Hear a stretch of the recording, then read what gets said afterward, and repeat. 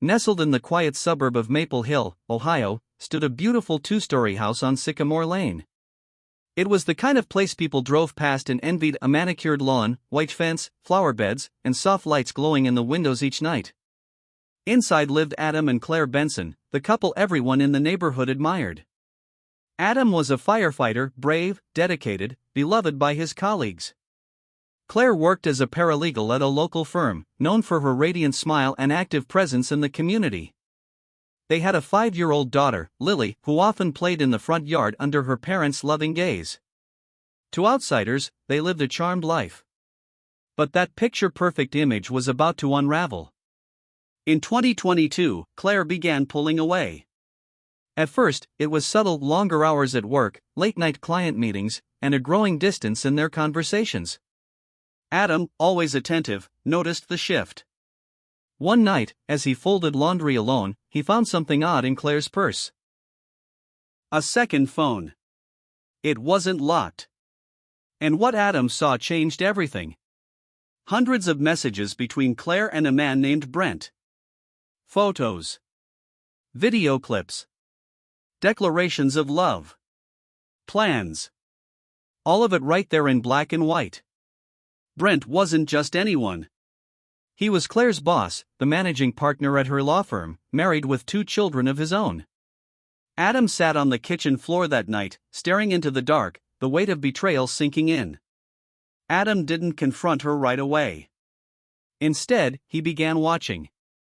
He noted her schedule, checked the second phone daily, and even began tailing her after work. What he found confirmed his worst fears. Claire and Brent met often at a secluded Airbnb in a nearby town. 3 weeks passed before Adam snapped. On July 11, 2022, Claire returned home to find Adam sitting at the kitchen table, the second phone beside him. Her face went pale. "I know," he said softly. "All of it." Claire broke down in tears.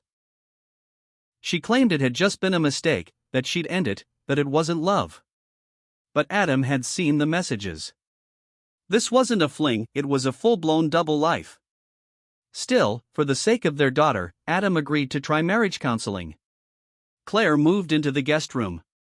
Their house, once warm and filled with laughter, grew cold and silent. But behind the silence, darker things were brewing. Brent wanted Claire to leave Adam. She told him she couldn't, not yet. That's when, according to police reports later, Brent suggested something chilling. "If he's gone," he reportedly texted, "you're free. We can have it all." Claire didn't reply immediately. But 2 days later, she responded, "Tell me what that looks like." From that moment on, the messages turned sinister. Discussions of options, encrypted messaging apps, disposal methods, and even timing. Claire wanted it to look like an accident.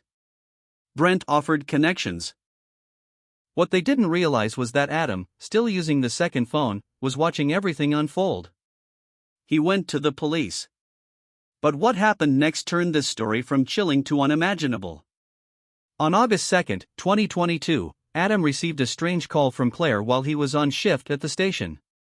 She said Lily had a fever, and she needed him home. Despite being 2 hours into a 24-hour shift, Adam asked his captain for leave and drove home. Halfway there, his brake line snapped. His car spun out on a quiet road and slammed into a tree. Paramedics pulled him from the wreck with 2 fractured ribs and a concussion. The mechanic later confirmed, the line was cut clean: sabotage. Adam told detectives what he suspected.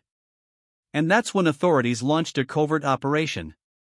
With Adam's cooperation, police wired his phone and home. They also placed surveillance on Claire and Brent.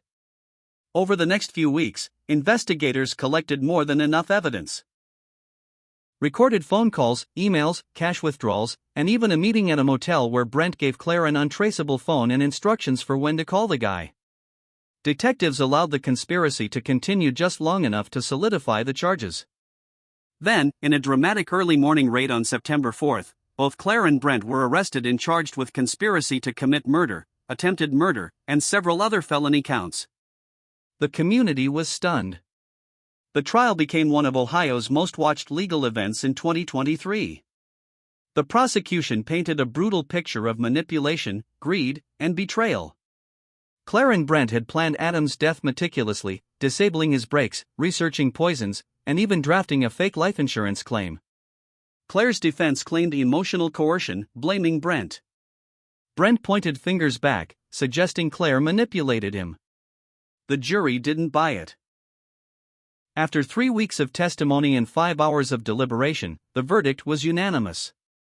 Guilty on all counts. Claire was sentenced to 32 years to life. Brent received 35 years. Adam filed for full custody of Lily, which he received. He sold the house on Sycamore Lane and moved to another part of the state to start over.